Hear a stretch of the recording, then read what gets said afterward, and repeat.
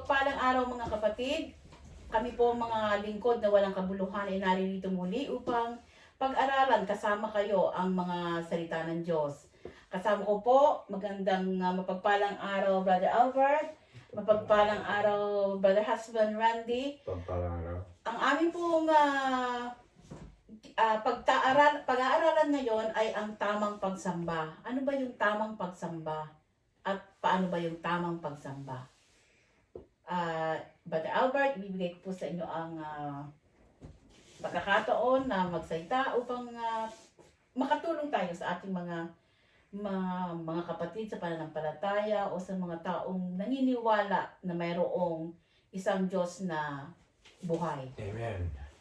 Mapagpalang hapon sa bawat isa sa inyo ng mga nakikinig at nagpapasalamat kami sa lahat ng mga nagbigay ng kanilang panahon upang mapanood o matunghayan itong aming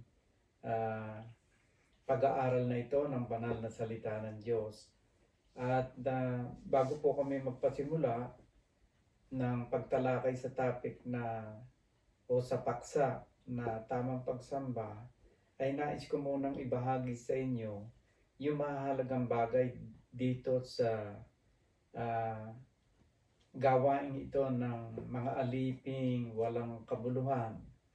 Dito po ay aming napagkaisahang tatlo na unang-una po ay hindi kami babanggit ng mga bagay na personal o babanggit kami ng mga pangalan ng grupo o di kay pangalan ng tao.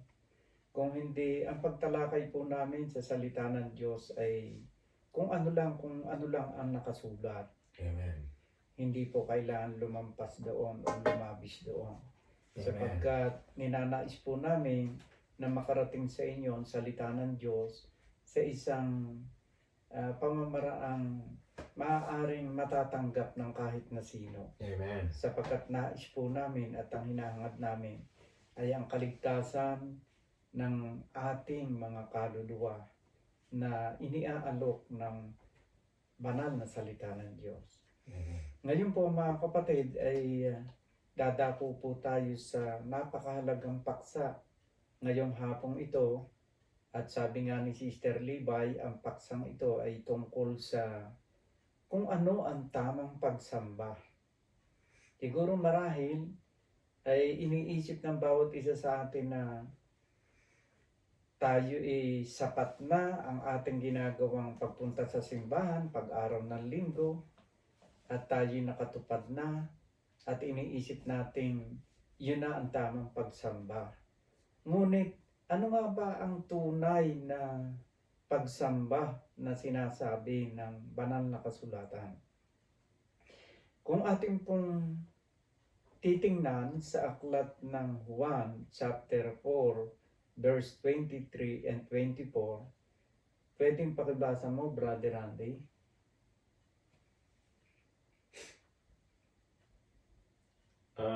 Sinasabi po dito sa aklat ng 1 chapter 4 verse 23 and 24, datapwat dumarating ang oras at ngayon nga nasasambahin ng mga tunay na mga nanamba ang Ama sa Espiritu at katotohanan, sapagkat hinahanap ng Ama ang mga gayon na maging mananamba sa Kanya. Ang Diyos ay Espiritu, at ang mga sa Kanya'y nagsisamba ay kinakailangan magsisamba sa Espiritu at sa katotohanan. Napakaganda Randy ang bersikulong yan sapagkat ito'y napakalinaw. Ang sabi nga rito, darating anyang oras at ngayon na nga na ang tunay na mananamba ay sasamba sa Ama sa Espiritu at katotohanan. Bakit sa Espiritu at katotohanan at ang pagsamba? Sapagkat ito ang hinahanap ng Ama sa mga sasamba sa Kanya. Ang hinahanap pala ng ating Ama sa Langit na isang uri ng tamang pagsamba, yung pagsamba sa Kanya sa Espiritu at sa katotohanan. Ano ba yung pagsamba sa Espiritu? Ano ba ang Espiritu? Itanong natin sa ating Panginoon Jesucristo, ano ba ang Espiritu?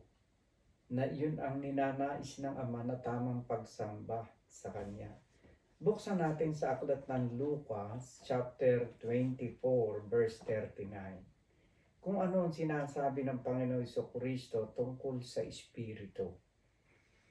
Lucas, chapter 24, verse 39. Ang sabi ko rito, bakibasa mo nga, Brother Randy? Sinasabi po rito, ang nagsalita po nito ay ating Panginoong Jesucristo. Tingnan ninyo ang aking mga kamay at ang aking mga paa. Ako rin nga, hipuin ninyo ako at tingnan. Sapagkat ang isang espiritu walang laman at mga buto, na gaya ng inyong nakikita na nasa akin. Sa makatuwid, mismo ang ating Panginoong Jesucristo nagsabi na ang Espiritu ay walang laman at buto. Hindi nakikita. Kung hindi nakikita ang Espiritu at ganong uri ng pagsamba ang ninanais ng Ama, sa makatuwid, dapat pala tayong sumamba sa hindi nakikita. At walang iba kundi yung ating Ama yun, sapagkat siya ay Espiritu. So, mga kapatid, yan po ang hinihiling ng Panginoon na uri ng tamang pagsamba. Kung babasahin naman natin sa Lumang Tipan, sa aklat ng Deuteronomy, chapter 5, verse 7, meron din pong nakasulat dito ng kung paano ang pagsamba. Pakibasa mo nga, Brother Randy, kung ano nilalaman ng Deuteronomy chapter 5 verse 7. Huwag kang magkakaroon ng ibang mga Diyos sa harap ko.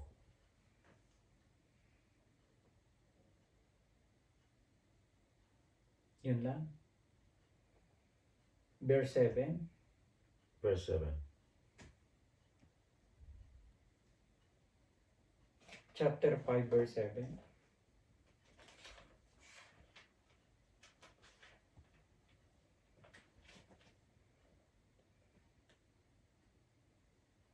Hindi po. Verse 7 and 8 pala yun. Dugtungan mo. Huwag kang magkakaroon ng ibang mga Diyos sa harap ko. Huwag kang gagawa para sa iyo ng larawang inanyuan na kawangis ng anumang anyong nasa itaas sa langit, o ng nasa ibaba sa lupa, o nasa tubig sa ilalim ng lupa. Huwag mong yuyukuran sila, o paglilingkuran man sila, sapagkat akong Panginoong Diyos ay mapanibughuing Diyos sa aking dinadalaw ang kasamaan ng mga magulang sa mga anak sa ikatlo at sa ikaapat na salinlahi ng nangapopoot sa akin. So malinaw mga kapatid na kahit man sa lupang tipan ay inaatasan ng ating Panginoong Diyos na makapangyarihan sa lahat ng mga Israelitas na binigyan niya ng kautusan na huwag gagawa ng mga larawang inanyuan, maging ito may hawig sa dakong nasa itaas, nasa ibabaw ng lupa at nasa ilalim. So napakalinaw na ito'y katumbas ng sinabi ng ating Panginoon Jesucristo na binasa mo, Brother Randy, na dapat na nakalagay doon sa aklat ng John chapter 4 verse 23 na dapat na ang tunay na mananamba ay sasamba sa Espiritu at katotohanan. Ibig sabihin, wala tayong mga imahen o anumang mga ribulto na dapat nating yuyukuran ayon dito sa versikulong ito. At yan po'y paisang tabi sa mga grupo.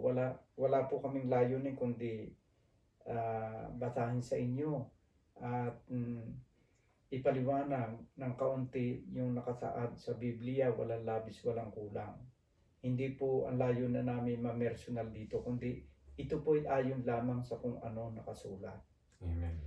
Ang sabi sa aklat ng John chapter 4 verse 23, darating anya ang oras at ngayon na nga, ibig sabihin ngayon na ang tunay na mananamba Pag sinabi pong tunay, natural, merong hindi tunay. Merong tunay, meron namang fake na pagsamba. Ang itinuturo ng ating Panginoon Jesucristo yung tunay na pagsamba. At ang tunay na pagsamba ay ginagawa ng tunay na mananamba sa pamamagitan ng Espiritu at katotohanan. Ngayon, ano naman yung katotohanan na sinasabi sa Biblia? Ano naman ang katotohanan na sinasabi sa banal na kasulatan? Ang katotohanan po, mga kapatid, hinasabi ng Biblia ay naririto po sa aklat ng Salmo 119 verse 160. Verse 160. Ang sabi po rito ay ganito. Pakibasa mo nga sa wikang Tagalog, kapatid na Randy. Ang kabuuan ng iyong salita ay katotohanan, at bawat isa ng iyong matutuwid na kahatulan ay magpakailanman. Napakalinaw po mga kapatid na ang katotohanan palang binabanggit na sabi ng Panginoong darating ang panahon na ang tunay na mananambay sasamba sa Espiritu at katotohanan. Ang katagang katotohanan po pala na kanyang binabanggit ay walang iba kundi ang mga salita ng Diyos. So kung tayo po gusto po nating tunay na sumamba sa Panginoon, hindi fake na pagsamba, dapat unang-una sasamba tayo sa Espiritu. At ang ikalawa naman na bahagdan ng tamang at totoong pagsamba ay pagsamba sa kanyang mga salita ng katotohanan, sapagkat sinasabi po rito malinaw, ang kabuuan ng iyong mga salita o Diyos ay katotohanan. Sa makatuwid, ang tama palang pagsamba ay pagsamba sa Espiritu at pagsamba batay sa katotohanan na walang iba kundi ang kanyang mga salita. So, yan po. Ngayon, sinasabi ng iba, ako namin sumasamba tuwing araw ng linggo.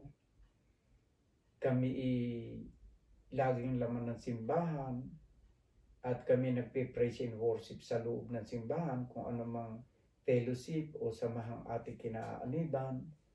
Sapat na ba yun? Yung ba ay ayon sa Biblia sapat ng uri ng pagsamba sa Kanya na tayo pumunta lamang doon sa simbahan? O merong isang uri ng pagsamba ang Panginoon na nais na ipabatid sa atin ayon sa kanyang banal na kasulatan. Basahin po natin sa aklat ng Roma chapter 12 verse 1 and 2. Ang sabi po rito ay ganito. I appeal to you therefore, brothers, by the mercies of God, to present your bodies as a living sacrifice, holy and acceptable to God, which is your spiritual worship. Basahin kaya po ninyo sa Tagalog, Brother Albert. Pakibasa mo nga sa wikang Tagalog, Brother Randy. Kaya nga mga kapatid, ipinamamanhi ko sa inyo,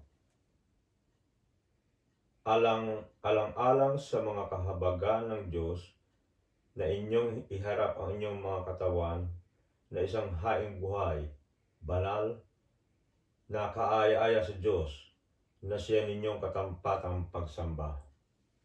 So, napakalinaw po mga kapatid na isinasaad sa mga talatang ito na atin daw iharap ang ating mga katawang ito na isang haing banal na katanggap-tanggap sa Diyos.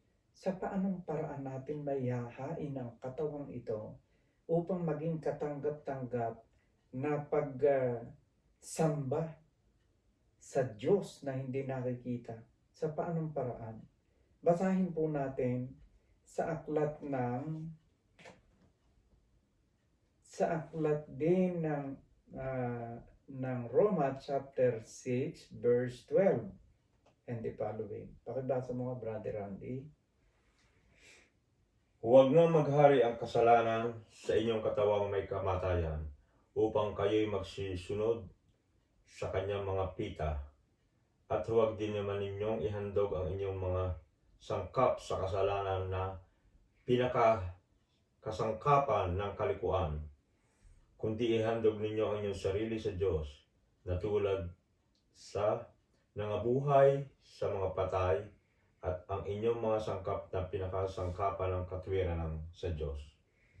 So, mga kapatid, napakalinaw po na sa mga bersikulong ito, sa mga talatang ito ng banal na kasulatan, ay malinaw na itinuturo sa atin ng Panginoon ang isang uri ng pagsambang hindi lamang nakakulong sa apat na sulok ng simbahan. Ito po'y malinaw na nagpapakita sa atin na ang isang uri ng pagsamba na 24 hours a day, na araw at gabi, pwede pala nating ihain ang ating sarili bilang isang karampatang pagsamba sa Diyos kung ang Diyos mismo'y naghahari sa atin sa pamamagitan ng paggamit ng iba't ibang bahagi ng ating katawan sa pagsunod sa kanyang kalooban at paglilingkod sa ating kapwa. Pag-ibig sa Diyos at pag-ibig sa ating kapwa. Amen. So, kung ang mga bagay na ginagawa natin sa pagsikat ng araw sa umaga ay mga bagay na naaayon sa kalooban niya at sumusunod tayo sa kalooban ng Diyos na nakasulat sa banal na kasulatan, ito po pala ay nagiging tama at karampatang pagsamba natin sa Kanya. Kaya kung sasabihin natin na sapat na tayo nagsimba ng araw ng linggo, ay tayo ay nakasamba na sa Diyos. Hindi po ganun ang katuruan ng Biblia. Ang katuruan po ng Biblia, araw-araw, sa isang tunay na Kristiyano at sa isang taong binabago ng salita ng Diyos at handang maglingkod sa Diyos at maglingkod sa kanyang kapwa alang-alang kay Kristo, ang kanyang buong pagkatao ay nagiging karampatang pagsamba, spiritual na pagsamba sa Diyos. Amen. So, mga kapatid, ang isa pong bagay na uri ng pagsamba na aming ginagawa rito sa walang kabuluhang mga lingkod ay kagaya po ng mga oras na aming ginugugol upang kayo'y makaisa namin sa pag-aaral na ito. Sapagkat kami po'y naniniwala na ito'y isang uri din ng pagsamba. Kagaya po ng sinasabi sa Aklat ng Santiago, chapter 4, verse 17. Pakibasa mo nga, kapatid na Randy. St. James, chapter 4, verse 17. verse 17. Sinasabi po rin, sa nakakaalam nga ng paggawa ng mabuti at hindi ginagawa, ito'y kasalanan sa kanya. Yan po mga kapatid. Kami po'y naniniwala na ang amin pong ginagawang ito sa palatuntunan pong ito ng walang kabuluhang mga lingkod, kami po'y naniniwala na ito po'y mabuti. Sapagkat ibinabahagi po namin sa inyo, hindi yung aming aral, kundi ito po'y aral ng ating Panginoon Jesucristo na tinanggap niya sa dakilang Ama. Kaya kami po'y naniniwala na ito po'y mabuti, kaya po kami nagpupumilit na ang mga sandaling ito ay aming gugulin para maipahayag namin ang aming pagmamahal sa Diyos na isang karampatang pagsamba sa Kanya, at hindi lamang po nagwawakas sa ganitong uri ang aming paglilingkod, kung hindi ito po'y may bahagi rin at dapat magkaroon ng bahagi sa aming buhay. Paglabas po namin dito sa kwartong ito ng aming pagninilay, pag-aaral ng mga banal na salita ng Diyos, malaking hamon po naman sa amin na ipagpatuloy ang aming pagsamba sa pamamagitan ng aming taus-pusong paglilingkod sa aming kapwa, pagmamahal sa aming kapwa, maging sa mga taong bumabatiko sa programang ito. Ang totoo po niyan ay tama po ang sinasabi ng banal na kasulatan ayon sa aklat ng Mateo, 1 Timothy chapter 2 verse 3 and 4, na sinasabi po ay ganito, Brother Andy. Mateo? Mateo, 1 Timothy chapter 4 2 verse 3 and 4. Chapter 2, verse 3 and 4. Sinasabi po rito, ito'y mabuti at nakalulugod sa Panginoon Diyos na ating tagapagligtas, na siyang may ibig na ang langit, na ang lahat ng mga tao ay mga ligtas at mga kaalam ng katotohanan. Ito po mga kapatid, kaya po kami nagsusumika at kahit man ganong kahirap ang nararanasan namin upang kami magkatipon-tipon sa mga oras sandaling ito, ay kami po'y nagpupumilit sapagkat nais po namin makasunod sa kalooban ng Diyos na naghahangad siya na iligtas ang lahat ng tao. Sinasabi po rito, who desire all people to be saved and to come to the knowledge of the truth. Naghahangad ang Diyos na mailigtas ang lahat ng tao. At tayo pong lahat ay kabilang doon mga kapatid. Saan man kayo naroroon, ano man ang katayuan nyo sa buhay, ano man ang inyong nararanasan sa mga oras sandaling ito, ito po ang nais namin ipaabot sa inyo. Yung sinasabi sa talatang ito, na ang ating Panginoong Diyos ay naghahangad na ang bawat isa sa atin ay maligtas. At yan po ang layunin ng grupong ito ng walang kabuluhan lingkod, upang kahit na kami sa aming pagkatao ay wala kaming kabuluhan, kami naman ay magamit ng Panginoon na maihatid sa inyo ang salita ng Diyos na walang labis, walang kulang, sapagkat ninanais po niya na ang lahat ng tao, kabilang na po kayo dyan, ano man ang katayuan nyo, ano man ang hitsura nyo at kulay ng inyong balat, kung kayo may mahirap o kayo may mayaman, kung kayo man ay pangit o kayo may maganda, kung kayo man ay ano man lahi o ano mang nararanasan, karanasan natin sa buhay, may karamdaman man o walang karamdaman, malusog man, tayong lahat hinahangad ng Diyos na tayong lahat ay maligtas, sapagkat ang Diyos po ay pag-ibig. Amen. Amen. Ang Diyos po ay pag-ibig. At kapag kang isang tayo lumalapit sa Kanya, hindi niya itinatakwil. Maraming salamat po mga kapatid sa inyong pagbibigay ng panahon sa aming munting pag-aaral na ito ng banal na salita, at nawa kahit man kaunti ay kami nakapagbahagi sa inyo ng mga ginitoang aral na magagamit natin upang marating natin ang ating pinakamimithi sa ating buhay, at yan ay walang iba kundi ang buhay na walang hanggan. Magandang araw po Magandang sa araw inyo. po sa inyong lahat. Ika nga po, hindi lang sa simbahan natatapos ang pagsamba. Ang ating sarili ang pinakamabuting handog sa ating Panginoon. Amen. At tayong lahat bilang mga mananamba, ikinalulugod ng Panginoon pag ina-appreciate natin yung kanyang mga salita. Huwag po nating sayangin. Kung mayroong nangangaral, ay huwag nating baliwalain. Dahil sa panahon po, sa katapusan, sa Judgment Day, ito pong mga salitang ito ng Diyos ang hahatol sa atin. Amen. Maganda at pagpalang araw po sa inyong lahat.